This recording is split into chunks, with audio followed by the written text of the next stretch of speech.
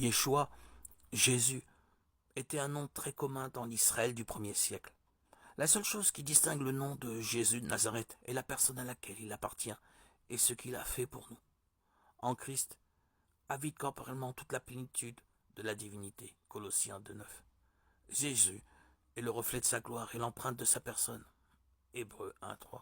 Mais là où il n'y a pas de foi, pas de relation, pas de soumission à sa seigneurie, le nom de Jésus n'est et ne reste qu'un mot. Il n'y a pas de meilleure façon d'étudier les miracles de Jésus que de lire les évangiles et de dresser une liste de chaque miracle et de l'explication qui en est donnée. Par exemple, dans Jean 2, nous lisons que Jésus a changé l'eau en vin. Ce miracle a permis de soulager un embarras potentiel pour l'hôte et d'apaiser sa mère, qui lui demandait de s'impliquer. Mais le résultat principal est consigné au verset 11. Tel fut à Cana, en Galilée, le premier des miracles que fit Jésus. Il manifesta sa gloire et ses disciples crurent en lui.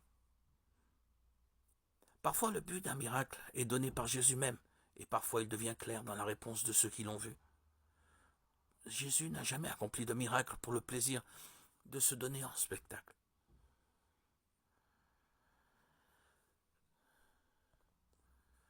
Chaque miracle mettait en évidence une vérité plus grande.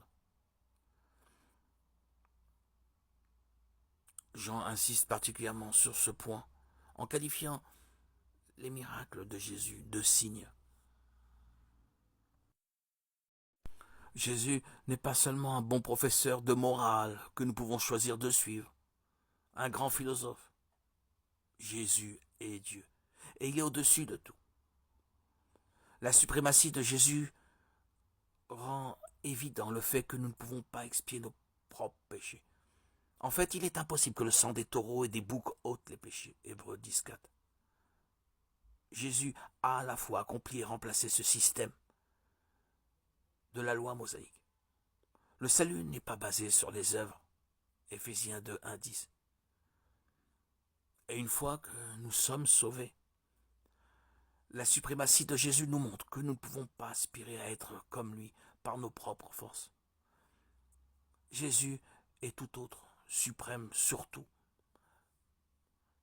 Les chrétiens sont appelés à être comme Jésus, mais c'est par l'œuvre du Saint-Esprit. Philippiens 2,12-13. Romains 8. Jésus était un juif pratiquant qui suivait parfaitement la loi. Sa mort a mis fin à l'ancienne alliance que Dieu avait conclue avec Israël, comme le montre le déchirement du voile du temple. Marc 15,38. Et a établi la nouvelle alliance. Luc 22,20. L'Église primitive était enracinée dans le judaïsme et le messianisme juif.